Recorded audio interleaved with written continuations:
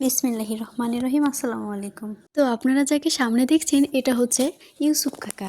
তো ইউসুফ কাকা কিন্তু প্রতিদিন বিকালেই দেখেন আমাদের এই রাস্তার পাশেই ভাপা পিঠা বানায় আর হচ্ছে বিভিন্ন রকমের চপ বানায়। বিভিন্ন রকম বলতে আপনাদের আলুর চপটা আছে, বেগুনের চপ আর হচ্ছে পেঁয়াজু বানায়।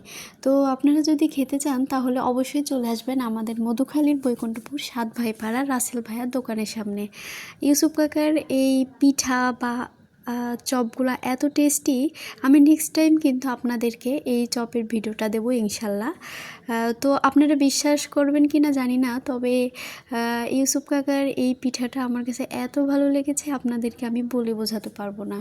তো আমি আপনাদেরকে আবারও বলছি, লোকেশানটা আমি লিখে দিব, তারপরও আমি আপনাদেরকে আবারও বলছি এটা কিন্তু আমাদের মধুখালীর বৈকুণ্ঠপুর ৭ ভাই পাড়ার রাসেল ভাইয়ার দোকানের সামনে।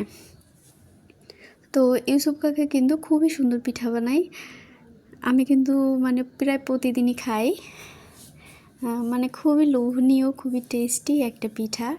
আপনারা অনেকে বলতে পারেন যে আপনারা অনেক জায়গা থেকে খেয়েছেন, হ্যান ত্যান যাই হোক অনেক কিছুই বলতে পারেন, কিন্তু আমাকে বিশ্বাস করতে পারেন, এই পিঠাটা এত টেস্টি কি বলবো।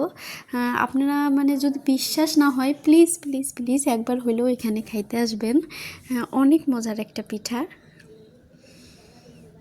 তো দেখেন এখানে কিন্তু বিকাল হলেই অনেক লোকের গুমাগুম হয়, ভিড় থাকে অনেক, যদিও আজ একটু কম, কারণ আমি এসেছিলাম অনেক আগে, যখনই সব কিছু রেডি করছিল তারও অনেক আগে আমি এখানে গিয়ে দাঁড়িয়েছিলাম।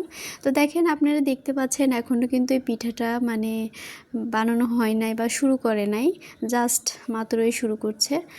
তো যাই হোক, আমি কিন্তু একদম প্রথম পিঠাটাই কিন্তু আমি খেয়েছি।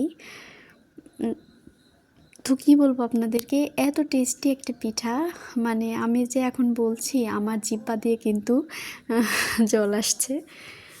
তো যাই হোক, আমি আপনাদেরকে আবারও বলছি আপনারা একবার হলেও এখানে খেয়ে যাবেন, আর আমার বিশ্বাস আপনারা একবার খেলে এখানে বারবার আসতে চাবেন, বারবার খেতে যাবেন। আর ইউসুফ কাকা কিন্তু অনেক পরিষ্কার।